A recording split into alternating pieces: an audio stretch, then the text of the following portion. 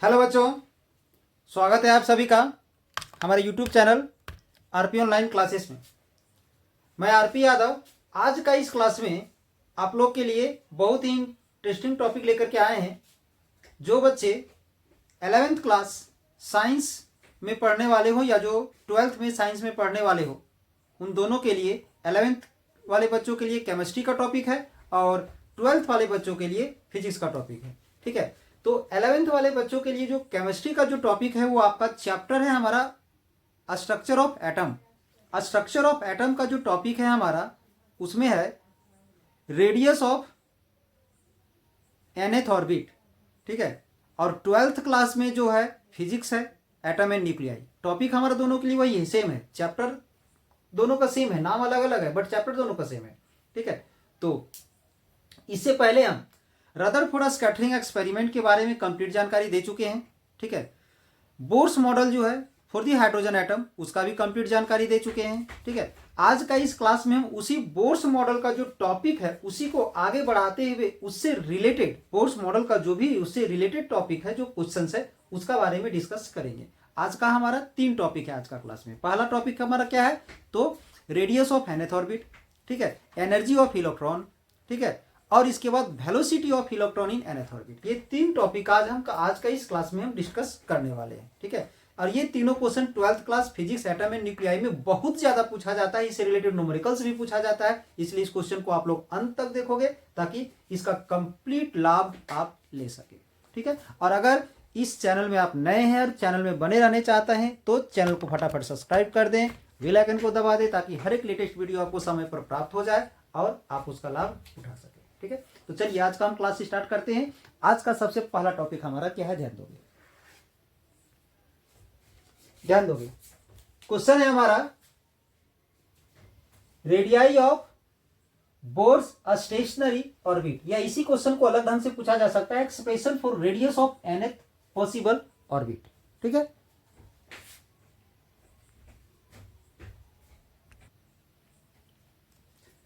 Bye Bohr's postulates, ध्यान दोगे, पढ़े होगे।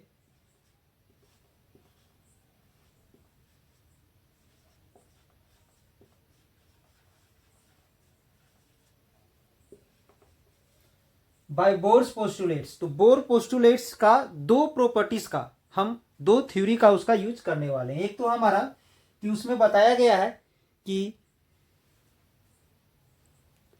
इलेक्ट्रॉन जब किसी ऑर्बिट में रिवॉल्व करता है, वहां बताया गया है, ध्यान दोगे, जब इलेक्ट्रॉन किसी ऑर्बिट में रिवॉल्व करता है तो उसका जो एंगुलर मोमेंटम होता है, इलेक्ट्रॉन जब किसी ऑर्बिट में रिवॉल्व करता है तो उसका जो एंगुलर मोमेंटम mvr जो होता है वो h/2 का इंटीग्रल या नेचुरल नंबर मल्टीपल होता है। यानी ये mvr इक्वल टू nh/2 ये बताया गया है। ठीक है, इसके बाद एक ये भी बताया गया है कि जब इलेक्ट्रॉन किसी ऑर्बिट में रिवॉल्व करता है तो उस पर 2 फोर्स लगता है, एक सेंट्रीपिटल फोर्स और एक electrostatic attraction force between the nucleus and electron. तो ये दोनों फोर्स एक दूसरे को बैलेंस करता है, दैट इज दोनों इक्वल होता है, mv² r, और एक होता है kZe²r², ये होता है। ठीक है, बोर्स पोस्टुलेट से हमारा ये 2 चीज होता है। ठीक है, इस 2 इक्वेशन का हम यहां पर यूज करने वाले हैं। अगर यहां पर थोड़ा आप डिटेल जाना चाहते हो तो लिख सकते हो, सबके बारे में यहां डिस्कस कर सकते हो। ठीक है, यहां लिख सकते हो वेयर करके यहां पर लिखोगे, m के बारे में लिखोगे, v के बारे में लिखोगे, r के बारे में लिखोगे, ठीक है, h के बारे में लिखोगे, n के बारे में लिखोगे, k के बारे में लिखोगे, z के बारे में लिखोगे और e के बारे में लिखोगे। इतना सारा चीज यहां पर डिस्कस कर लोगे। ठीक है, तो क्या क्या डिस्कस करोगे उसको सुन लोगे पहले। ठीक है, लिखना क्या है यहां पर, m इक्वल टू लिखोगे mass of an electron, v equal to क्या लिखोगे, वेलोसिटी ऑफ एन इलेक्ट्रॉन। ठीक है, या लिखोगे velocity of an electron in nth orbit. Velocity of an electron in nth orbit. r equal to क्या लिखोगे, radius of orbit या radius of nth orbit, ठीक है। h इक्वल टू क्या लिखोगे, Planck's constant, n equal to number of orbit, k equal to electrostatic force constant, z equal to atomic number of atom, E equal to क्या लिखोगे, charge of an electron, ठीक है। इतना सारा चीज लिखने के बाद अब आगे इसे हम साइड कर देते हैं, अब आगे बढ़ते हैं। From equation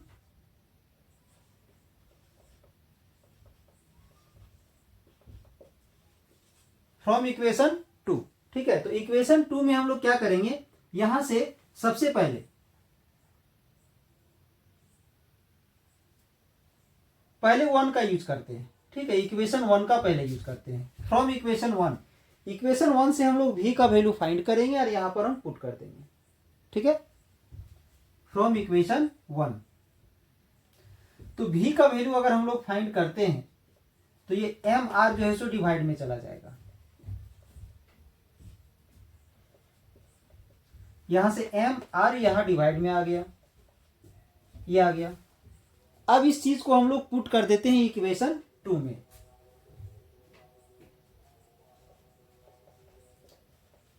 put the value of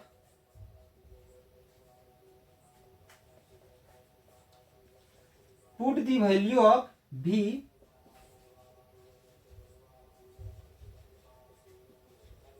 in equation 2। ये जो v का जो वैल्यू है उसे हम इक्वेशन 2 में पुट करेंगे, ध्यान दोगे।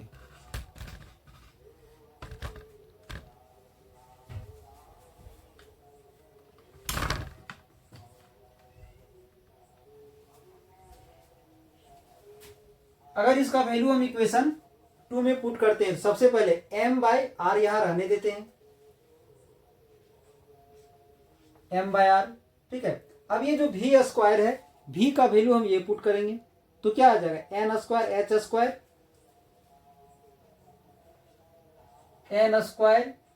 स्क्वायर बाय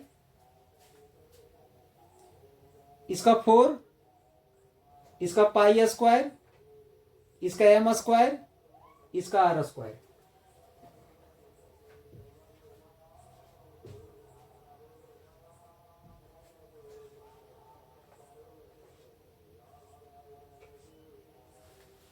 v स्क्वायर था इसलिए इसमें हम सब में स्क्वायर लगा दिए।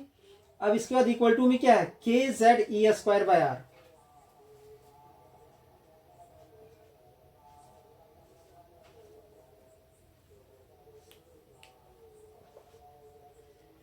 के Z e square by r. अब इसमें कुछ टर्म जो है सो कैंसिल होगा, ध्यान दोगे। जो कैंसिल होगा उसे हम कैंसिल कर देंगे। सबसे पहले ये आर स्क्वायर से आर स्क्वायर कैंसिल हो जाएगा, ठीक है। इसके बाद ये एम से एक एम कैंसिल हो जाएगा, ऊपर में बच जाएगा एन स्क्वायर जेड स्क्वायर। ये तो पूरा कैंसिल हो चुका है, यहां से एक एम बचेगा, 4 पाई स्क्वायर एम आर,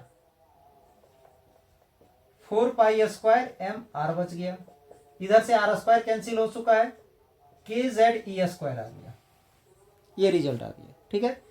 अब इसमें से एक्चुअली हमें निकालना क्या है, हमें तो रेडियस निकालना है, तो रेसिप्रोकल कर देते हैं, या तो आर को उधर ले जाके मल्टीप्लाई करके इसे वो डिवाइड में ले आते हैं। तो आ जाएगा यहां से n square h square by 4 pi square, ये यहां नीचे आ जाएगा के जेड ई स्क्वायर, और ये आर उधर चला जाएगा। यहां एम भी है हमारा, यहां आर आ जाएगा। ये हमारा किसका वैल्यू आ गया, तो आर का वैल्यू आ गया। यानी यहां से हम लिख सकते हैं r equal to n square h square 4 pi square, m को पहले लिख देते हैं M k Z e square, ये आ गया। तो ये जो फॉर्मूला हमारा रेडियस के लिए जो आया, ये किसी भी एटम में लागू हो सकता है, ठीक है। लेकिन अगर हम हाइड्रोजन की बात अगर करें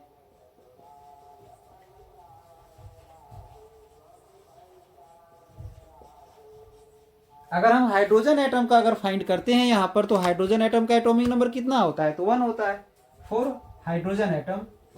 Z इक्वल टू 1, जब Z इक्वल टू 1 आ जाएगा यहाँ पर, तो रेडियस आ जाएगा इसका n square h square by 4 pi square m के ई स्क्वायर।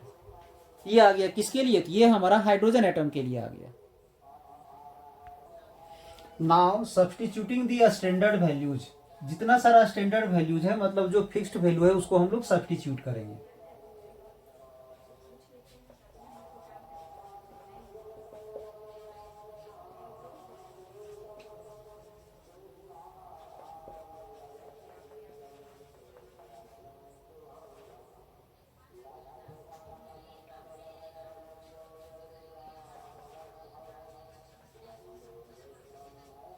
तो हम लोग यहां पर क्या करेंगे? तो स्टैंडर्ड वैल्यूज को पुट करेंगे। H equal to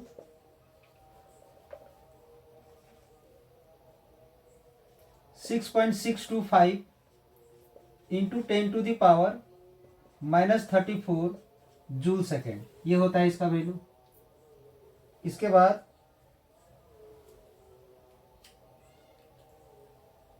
m equal to mass of electron 9.1 into 10⁻⁻31 kg। E charge of electron 1.6 into 10⁻⁻19 coulomb.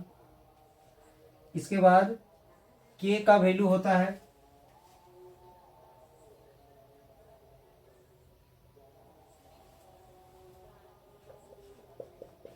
9 into 10⁻9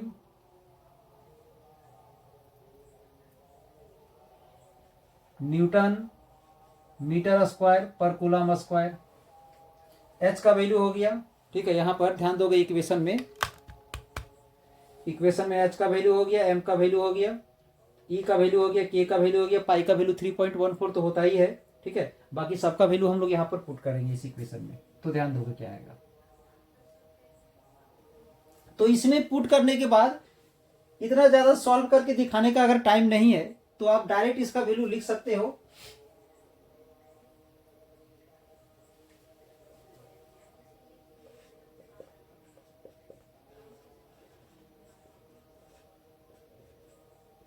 ये आ जाएगा। आप चाहो तो चेक कर सकते हो, सभी का वैल्यू को यहां पर पुट करो, जिसमें एस्पायर करना है एस्पायर कर दो, बाकी सबको मल्टीप्लाई करो, मल्टीप्लाई करने के बाद डिवाइड करो, डिवाइड करने के बाद देखोगे तो रिजल्ट इतना आएगा, ठीक है। यानी ये हमारा आर का वैल्यू आ गया। आर का वैल्यू क्या आया? तो एन स्क्वायर, यहाँ छूट रहा है, ध्यान दो भैया, ये जो एन स्क्वायर है इसका वैल्यू तो हम लोग पुट किए नहीं है, तो ये तो एन स्क्वायर तो रहेगा ही यहाँ पर। यहां हमारा इसका एन स्क्वायर वैल्यू रह जाएगा, n square into 5.29 into 10⁻⁻11 metre.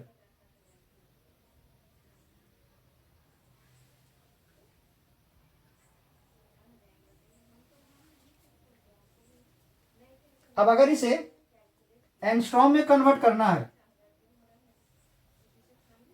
अगर इसे एंगस्ट्रॉम में कन्वर्ट करना है, तो आप लोगों को इतना तो पता होगा,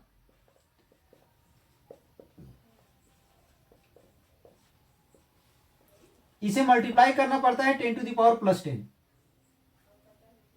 इंटू कर देंगे 10⁻+10 से, तो एंगस्ट्रॉम में आ जाएगा। ये मीटर से क्या हो जाएगा? तो ये एंगस्ट्रॉम में आ जाएगा। इन दोनों को सॉल्व कर देते हैं।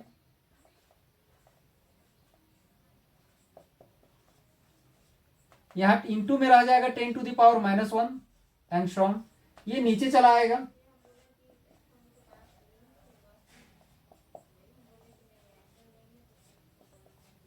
ये आ गया।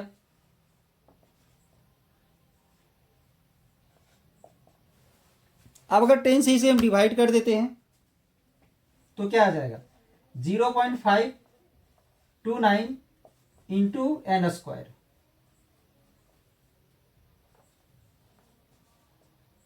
ये आ गया। अब अगर यहां से हमें बोला जाए कि फर्स्ट ऑर्बिट के लिए क्या होगा, तो एन का वैल्यू 1 पुट कर देंगे। सेकेंड ऑर्बिट के लिए क्या होगा, तो एन का वैल्यू 2 पुट कर देंगे। तो 2 का स्क्वायर कितना हो जाएगा? 4 हो जाएगा, 4 से मल्टीप्लाई कर देंगे। थर्ड ऑर्बिट का अगर हमसे पूछा जाएगा तो 3 से मल्टीप्लाई कर देंगे, 3⁻², यानी 9 से मल्टीप्लाई कर देंगे। तो ऐसे अलग अलग ऑर्बिट के लिए, हाइड्रोजन एटम के लिए हम अलग अलग रेडियस उसका फाइंड कर सकते हैं।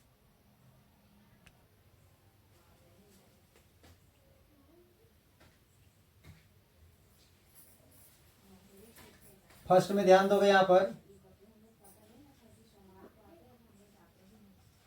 साइज ऑफ फर्स्ट ऑर्बिट अगर हम लोग से पूछा जाता है, ठीक है, फर्स्ट ऑर्बिट का अगर साइज पूछा जाता है तो क्या होगा, तो ध्यान दोगे साइज ऑफ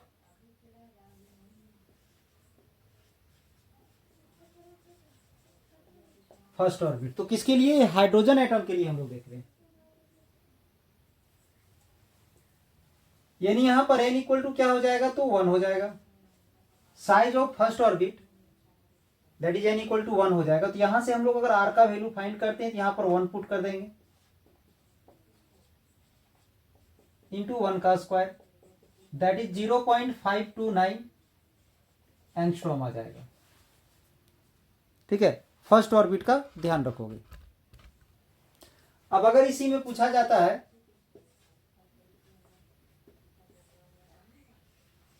साइज ऑफ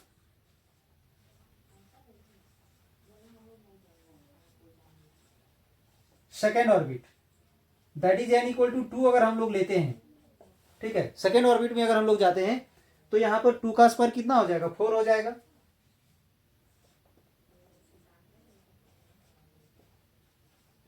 अब अगर इसे हम लोग मल्टीप्लाई करते हैं तो कितना आ जाएगा, 2.116।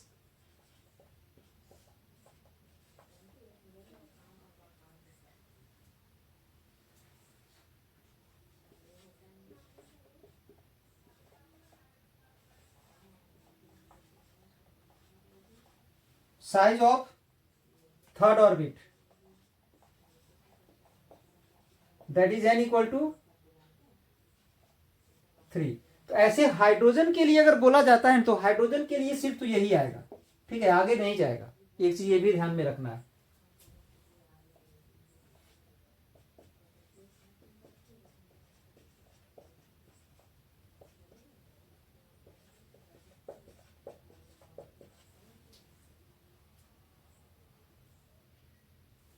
इसमें ध्यान दोगे तो ये हमारा कांस्टेंट है, ठीक है, ये जो टर्म है वो कांस्टेंट है, that is r is directly proportional to n square.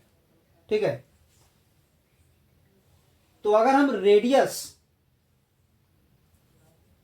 अलग अलग ऑर्बिट का रेडियस का रेशियो अगर हम फाइंड करते हैं तो क्या होगा,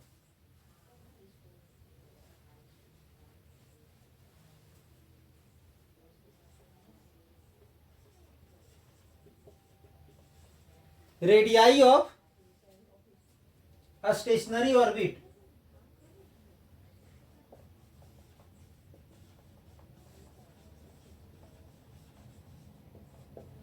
radii of a stationary orbit are in the ratio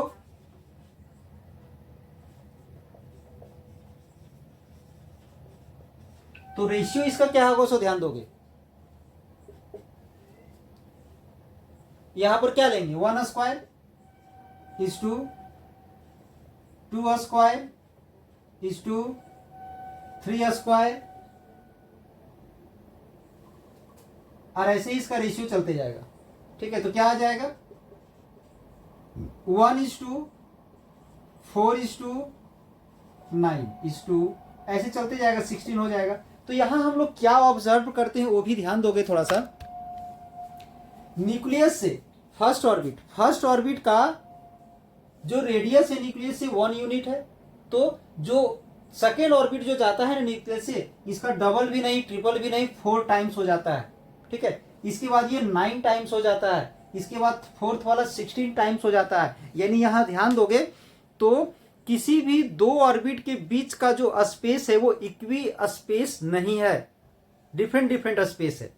space जो बढ़ते जा रहा है, दो रेडियस के बीच का जो डिफरेंस है, जो स्पेस है वो इंक्रीज करते चले जा रहा है, इक्वल स्पेस पर नहीं है सभी रेडियस। मेरा कहने का मतलब है कि पहला रेडियस के बाद जितनी दूरी पर सेकेंड है, सेकेंड से उतनी ही दूरी पर थर्ड नहीं, उससे कहीं ज्यादा चला गया है। ठीक है, इक्वल स्पेस पर रेडियस हमारा यहाँ पर नहीं है, ध्यान दोगे इस चीज को। ध्यान दोगे, hence the stationary orbits are not equally spaced, यानी इक्वल स्पेस पर नहीं है। अब हम लोग इसके बाद वेलोसिटी के बारे में देखेंगे, velocity of electron in nth orbit. Velocity of electron in Bohr's stationary orbit, या सेम क्वेश्चन आपका इस रूप में भी आ सकता है, velocity of electron in nth possible orbit या तो फिर nth ऑर्बिट। ठीक है, तो इसमें भी हम लोग बोर्स पोस्टुलेट का यूज करने वाले हैं। ठीक है, तो बोर्स पोस्टुलेट में 2 पॉइंट्स बताया गया था। वो 2 पॉइंट क्या था? फर्स्ट, कि इलेक्ट्रॉन जब किसी भी ऑर्बिट में रिवॉल्व करता है तो उसका जो सेंट्रीपिटल फोर्स है और प्लस माइनस के बीच में जो अट्रैक्शन फोर्स है वो दोनों इक्वल होता है, पहला। और दूसरा वही चीज जो एंगुलर मोमेंटम जो होता है वो NH/2 के इक्वल होता है। तो फिर वैसे ही हम लोग लिखेंगे by Bohr's postulates. Bohr's postulates के अनुसार क्या था? mv² r equal to kZe²r² था। ठीक है, इसे इक्वेशन 1 मान लेते हैं। फिर इसके बाद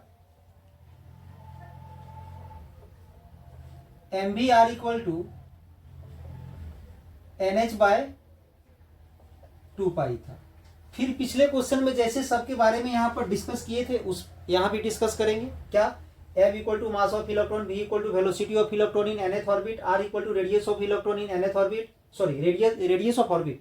यहां लिखेंगे इलेक्ट्रोस्टैटिक फोर्स कांस्टेंट, ये atomic number, electron of a charge, radius of nth orbit, h equal to Planck's constant, ये सब लिख दोगे। अब ध्यान दोगे, दोनों इक्वेशन का हम यूज करने वाले हैं।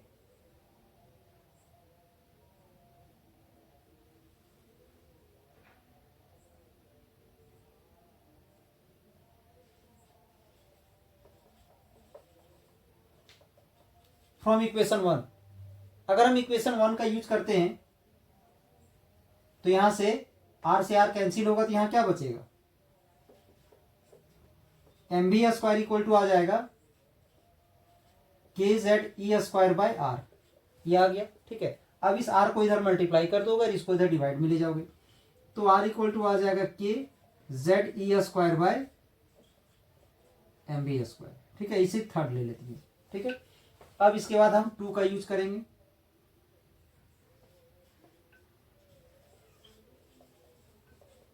यूजिंग इक्वेशन थर्ड नहीं 2 का यूज करेंगे। r का ये जो वैल्यू आया है इसको यहां हम लोग पुट कर देंगे। ठीक है, ध्यान दोगे, m भी रहने दिए, r है यहां पर। ठीक है, r का ये जो वैल्यू आया है इसको यहां पुट कर दोगे तो आ जाएगा kZe²/mv आ गया, mv²। ठीक है, mv रहने दिए और r का ये जो वैल्यू है उसको r के जगह पर हम पुट कर दिए। फिर ये बच गया इधर NH/2, m से m कैंसिल होगा, v से v कैंसिल होगा, एक भी बच जाएगा, kZe²/v आ गया। अब यहां पर हम क्या करेंगे? दोनों तरफ रेसिप्रोकल कर देंगे। रेसिप्रोकल करेंगे तो नीचे वाला ऊपर चला जाएगा और ऊपर वाला नीचे आ जाएगा। इधर 2π/NH, रेसिप्रोकल दोनों तरफ करना है, किसी एक तरफ नहीं। इसके बाद क्या होगा? यहां से हम v का मान निकाल लेंगे, ये सब मल्टीप्लाई हो जाएगा इधर 2kπZe²/NH। क्या निकल गया? ये तो ये हमारा velocity of electron in nth orbit निकल गया। फॉर हाइड्रोजन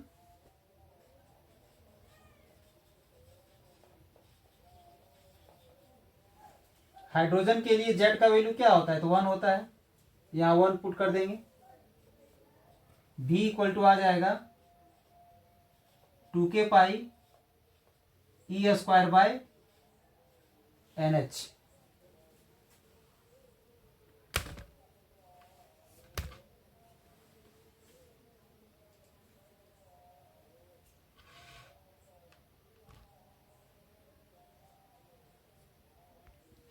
अब इसमें के का वैल्यू, पाई का वैल्यू, ई का वैल्यू और एच का वैल्यू, जो सब स्टैंडर्ड वैल्यू है, अगर सभी स्टैंडर्ड वैल्यू को अगर हम यहाँ पर पुट कर देते हैं तो ध्यान दो इसका वैल्यू क्या होगा।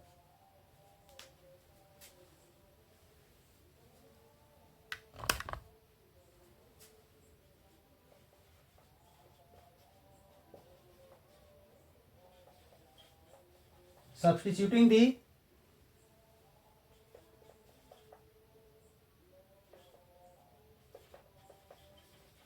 स्टैंडर्ड वैल्यूज,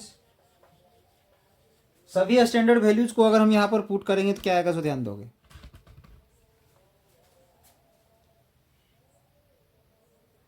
तो पिछला स्टेप में भी हम लोग पुट किए थे, के का वैल्यू हम लोग पुट किए थे 9 इंटू 10⁹ न्यूटन मीटर स्क्वायर पर कूलम स्क्वायर। ठीक है, इसके बाद पाई का वैल्यू होता है 3.14, इसके बाद ई का वैल्यू होता है 1.6 इंटू 10⁻⁻19 कूलम। ठीक है, इसके बाद एच का वैल्यू होता है 6.625 इंटू 10⁻34 जूल सेकेंड। इन सबका वैल्यू अगर हम यहाँ पुट करते हैं, ठीक है, और अगर इन सबका वैल्यू पुट करके अगर हम सॉल्व कर दें, सभी का वैल्यू अगर हम लोग पुट करेंगे यहाँ पर, जैसे के का वैल्यू पुट करेंगे, पाई का, ई का और एच का, सबका वैल्यू यहाँ पुट कर दिए। ये हमारा हो गया के का वैल्यू, ये हो गया पाई का वैल्यू, ये ई का वैल्यू हो गया, और ये मेरा एच का वैल्यू हो गया। अब इन सभी को पुट करते हुए अगर हम सॉल्व करते हैं तो 2.184 into 10⁶ divide by n metre पर सेकेंड आता है। यानी इसको हम लोग अप्रोक्स में क्या लिख सकते हैं, इसको ध्यान दोगे। इसे हम लोग अप्रोक्स में इसे लिख सकते हैं 2.2 इंटू 10⁶ बाय एन मीटर पर सेकेंड। अप्रोक्स हम लोग इसको इतना लिख सकते हैं, ध्यान दोगे। 2.2 इंटू 10⁶ बाय एन मीटर पर सेकेंड। तो अब अगर इसी को हम लोग लिखते हैं फॉर दी फर्स्ट ऑर्बिट, ठीक है, तो एन का वैल्यू 1 हो जाएगा। तो ध्यान दोगे, फॉर फर्स्ट ऑर्बिट, तो फर्स्ट ऑर्बिट में एन का वैल्यू क्या होता है, 1। तो अगर उसका वैल्यू हम लोग 1 पुट कर देंगे तो भी का वैल्यू आ जाएगा 2.2 इंटू 10⁶ मीटर पर सेकेंड। याद रखोगे इसको, ठीक है। यानी फर्स्ट ऑर्बिट में, हाइड्रोजन एटम का फर्स्ट ऑर्बिट में जो किसी भी इलेक्ट्रॉन का जो वेलोसिटी होता है अप्रोक्स ये होता है, ठीक है। इस चीज को याद रखोगे। ये अप्रोक्स कितना होता है, तो वेलोसिटी ऑफ लाइट का 1/137 के बराबर होता है।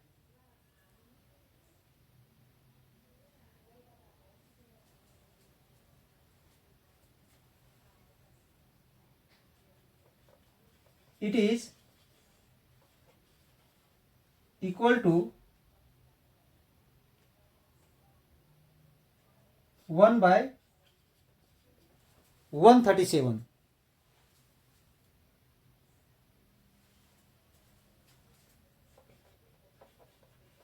times of velocity of light in vacuum. याद रखोगे, यानी वैक्यूम में जो वेलोसिटी ऑफ लाइट जो होता है, अगर उसको हम लोग 1/137 से मल्टीप्लाई करेंगे तो अप्रोक्स हमारा ये आ जाएगा, ठीक है। ध्यान दोगे, अगर वेलोसिटी हमारा ये जो चल रहा है, ये तो मेरा ऊपरला कांस्टेंट है, यानी ये जो है हमारा इनवर्सली प्रोपोर्शनल है किसका, रेडियस का। यानी v is the proportional to 1/n, यानी inversely proportional to the number of radius, ठीक है, सॉरी, हाँ, number of orbit.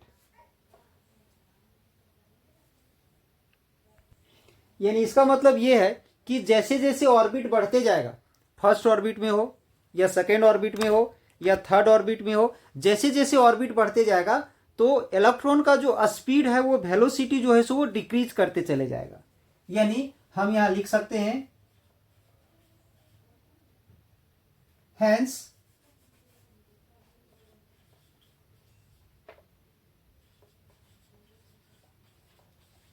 a speed of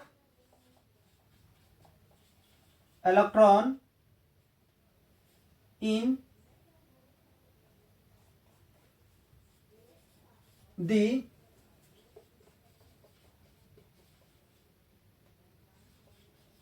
stationary orbit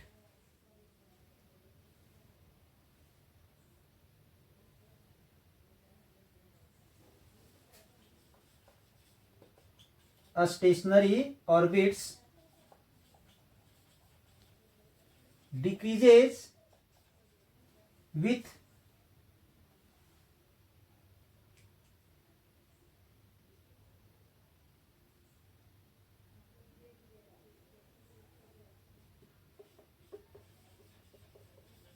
increase of radius.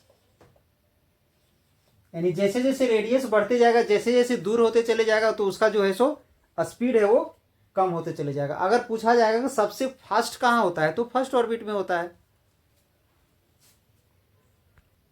ध्यान दोगे, the orbital velocity of electron in outer orbits is smaller as compare to its value in the inner orbit.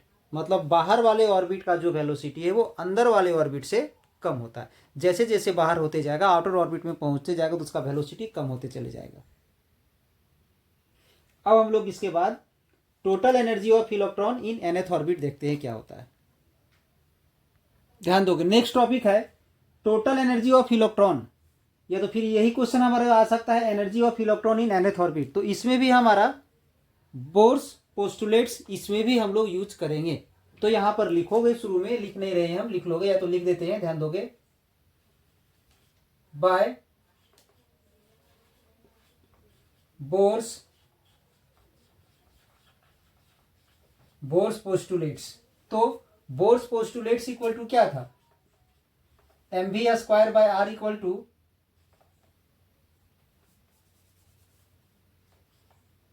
kZe² by r²। ये था mv² by r equal to kZe² by r था। तो यहां से ध्यान दोगे, एक r जो है सो हमारा कैंसिल हो जाएगा, तो mv² इक्वल टू आ जाएगा kZe² बाय r। ठीक है, अब दोनों तरफ अगर हम लोग 1/2 मल्टीप्लाई कर देते हैं, या निकालते हैं हम लोग यहाँ काइनेटिक एनर्जी ऑफ इलेक्ट्रॉन। तो इलेक्ट्रॉन का काइनेटिक एनर्जी हाफ mv² होता है। ठीक है, अब mv² का वैल्यू हम लोग यहाँ फाइंड कर चुके हैं, तो kZe² बाय r आ गया। ठीक है, ये आ गया। ये हम क्या निकाल लिए, तो काइनेटिक एनर्जी ऑफ इलेक्ट्रॉन निकाल लिए।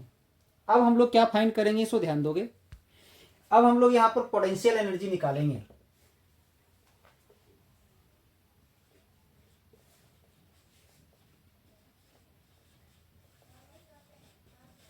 Potential energy of electron.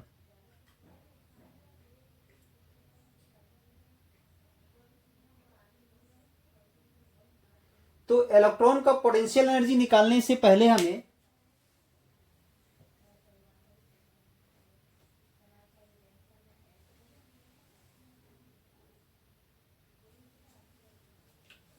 उसका पोटेंशियल निकालना होगा।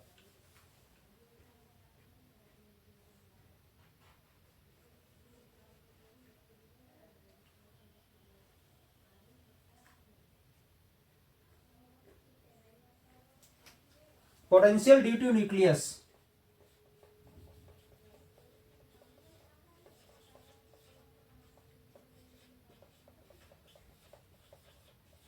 Potential due to nucleus.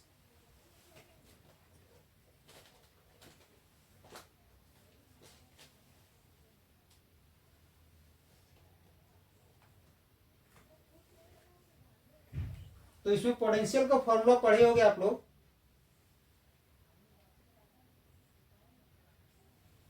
Potential का एक फॉर्मूला पढ़े होगे, 1/4 pi epsilon naught into Q by R। ये पढ़े होगे पोटेंशियल का फॉर्मूला। ठीक है, तो इसकी जगह पर हम लोग यहाँ पर K का यूज करेंगे। ठीक है, अब यहाँ किसका पोटेंशियल निकाल रहे हैं, तो न्यूक्लियस का निकाल रहे हैं। तो चार्ज हो जाएगा उसका Ze और डिस्टेंस हो जाएगा R, यानी ये आ जाएगा potential.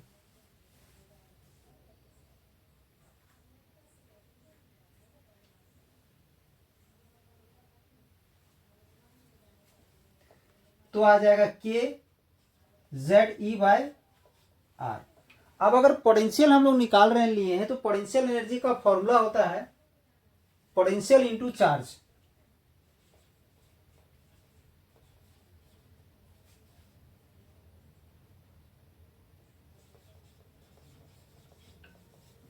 Potential energy of electron तो फॉर्मूला क्या हो जाएगा, पोटेंशियल इंटू चार्ज। तो पोटेंशियल का वैल्यू, पोटेंशियल एनर्जी, पोटेंशियल का वैल्यू हमारा आ चुका है के जेड ई बाई आर, और चार्ज किसका चार्ज, तो इलेक्ट्रॉन का, इलेक्ट्रॉन का चार्ज माइनस ई होता है, तो आ जाएगा minus k Z e square by r. ये आ गया, तो ये आ गया मेरा काइनेटिक एनर्जी, ठीक है, ये आ गया मेरा पोटेंशियल एनर्जी। अब इन दोनों को हम लोग ऐड कर देंगे तो टोटल एनर्जी ऑफ इलेक्ट्रॉन आ जाएगा, ध्यान दोगे।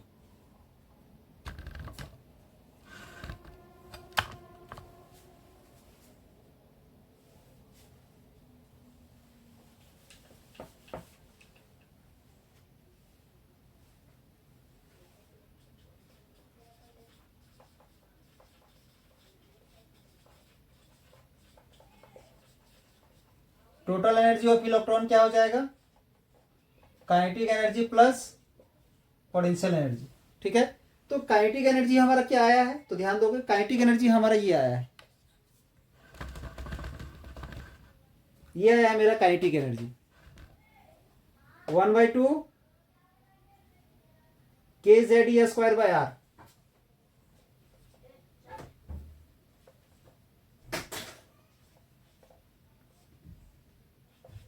प्लस पोटेंशियल एनर्जी क्या आया है, तो ध्यान दोगे यहां पर पोटेंशियल एनर्जी भी आया है हमारा। पोटेंशियल एनर्जी क्या आया है, ये आया है minus k Z e square by 2, minus k Z e square bye 2, ये आया है।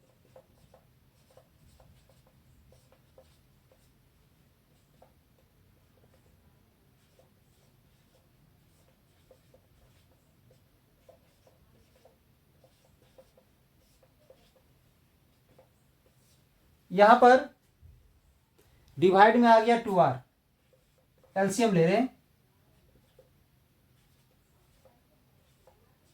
2 यहां मल्टीप्लाई करेंगे,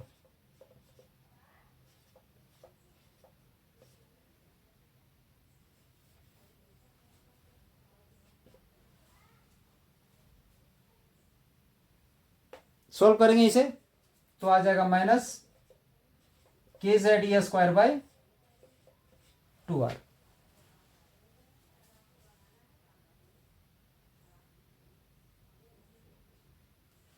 अब यहां पर हम लोग पुट कर देंगे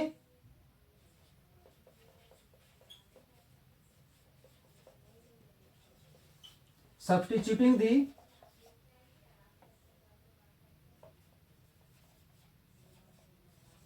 वैल्यू ऑफ आर।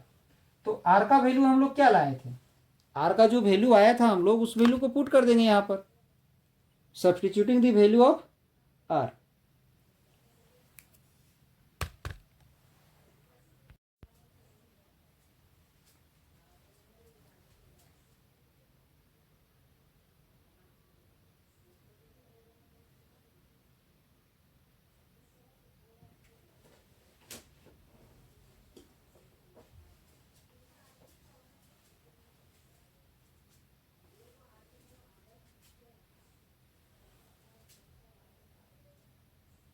आर का वैल्यू अगर पुट करोगे तो आर का वैल्यू क्या था, n square h square by 4 pi square m k Z e square, 4 pi square m k Z e square, ये था हमारा आर का वैल्यू।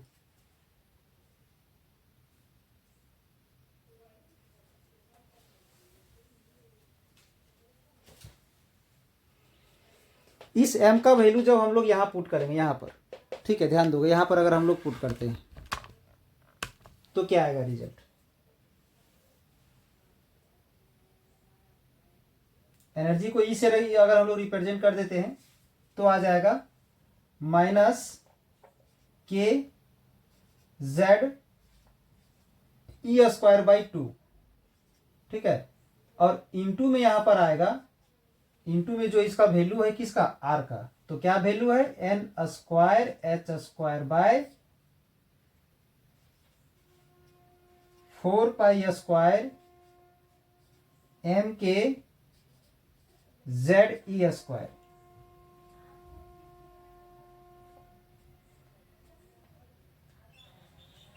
इसमें से कुछ टर्म है जो कैंसिल होगा, ठीक है, और अगर नहीं तो मल्टीप्लाई करेंगे। ये के जो है सो ऊपर में जाके मल्टीप्लाई हो जाएगा, तो माइनस के स्क्वायर, जेड मल्टीप्लाई हो जाएगा जेड स्क्वायर, ठीक है। इसके बाद ई मल्टीप्लाई हो जाएगा ई टू दी पावर 4, ये तीन चीज तो खैर मल्टीप्लाई हो जाएगा। अब के हो गया, जेड हो गया, ई हो गया, बच गया 4 पाई एम, ऊपर ले जाते हैं 4 पाई स्क्वायर एम, तो ये 2 से ये कैंसिल हो जाएगा, तो यहाँ क्या हो जाएगा, तो 2 हो जाएगा, क्या बचेगा, 2 बचेगा, ठीक है। अब नीचे 2 तो कैंसिल हो चुका है, एन स्क्वायर एच स्क्वायर, थोड़ा सेट कर दोगे इसे, ठीक है। सीरियल वाइज करके लिख देते हैं, सेट करके लिख देते हैं इसे हम लोग।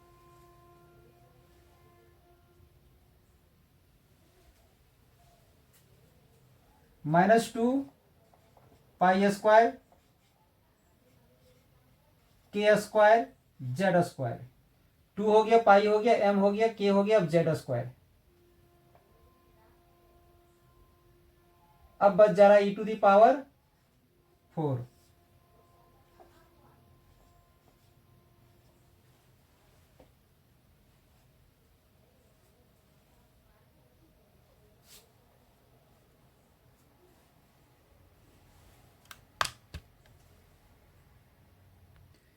अब इसमें हम लोग स्टैंडर्ड वैल्यू अगर सबका हम लोग पुट करते हैं, ध्यान दोगे,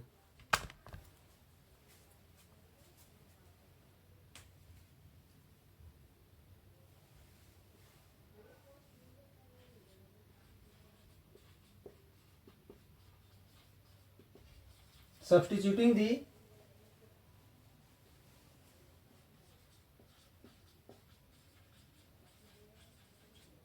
standard value,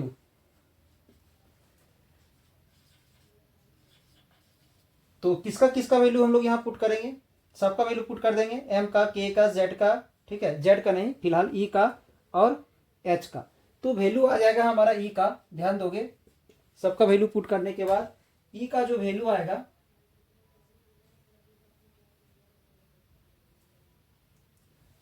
-21.76 into 10⁻⁻⁻19 Z square n square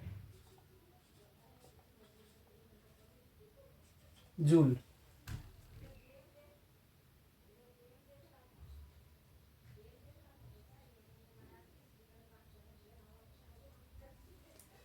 अब अगर इसे हम लोग इलेक्ट्रॉन वोल्ट में कन्वर्ट करते हैं, ये तो जूल में है ना, अगर इसे हम लोग इलेक्ट्रॉन वोल्ट में कन्वर्ट करते हैं तो डिवाइड करेंगे 1.6 इंटू 10⁻⁻19 से, तो ये आ जाएगा इलेक्ट्रॉन वोल्ट में।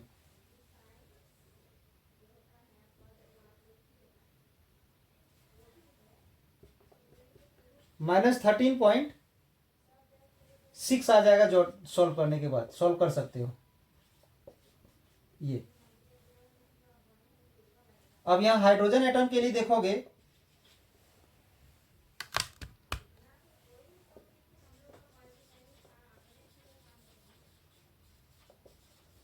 For hydrogen atom Z = 1,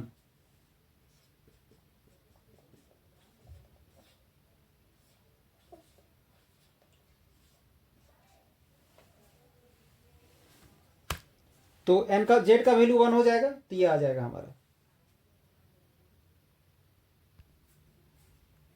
in first orbit. अब अगर हम लोग फर्स्ट ऑर्बिट में निकालते हैं,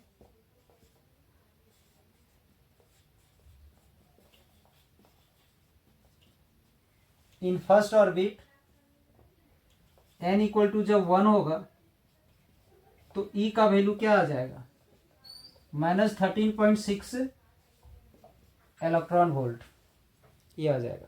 और एक चीज ध्यान दोगे, यहां पर E जो है वो इनवर्सली प्रोपोर्शनल है 1/n², ठीक है।